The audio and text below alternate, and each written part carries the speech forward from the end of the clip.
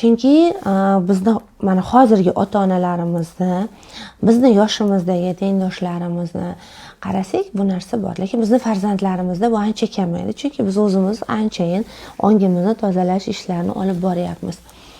Ota-onalarimiz yosh bo'lgan paytlarida ularga qo'shimcha daromad ko'rish yoki hozirgidek moliyaviy erkinlik, moliyaviy mustaqillik degan fanlar bo'lmagan.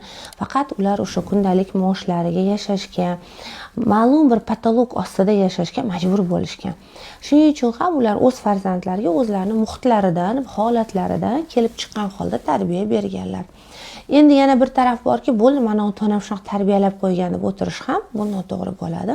Biz angladik, biz ko'rdik, biz xohladik, demak biz o'zgarishimiz mumkin.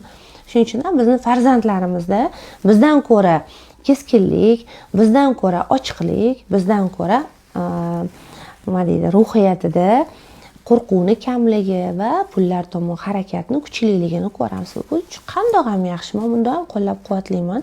Yoshlarimiz qancha harakat qilsa, bu shuncha yaxshi. Bizda ham shu imkoniyat hali ham bor. Yoshingiz nechida bo'lishidan qat'iy nazar narsani qilishingiz mumkin. Keling, men sizga shu o'rinda bitta tadqiqotni gapirib beraman. Mana bitta piyoz.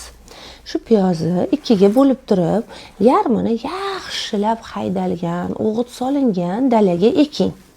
Yarmini tog'-toshga olib borib eking. Har ikkala joyda ham piyozlar unib chiqadi. Endi yaxshi o'g'it solingan, yaxshi qaralgan dalaga ekilgan piyoz baquvvat bo'ladi, to'g'rimi? Hosili boshqacha bo'ladi. Tog'-toshdagi piyoz ham tutib ketadi, lekin uni barglari ingichka bo'ladi. Chunki u yerda suv kam, ishlov kam, to'g'rimi? Bundan nima demoqchiman?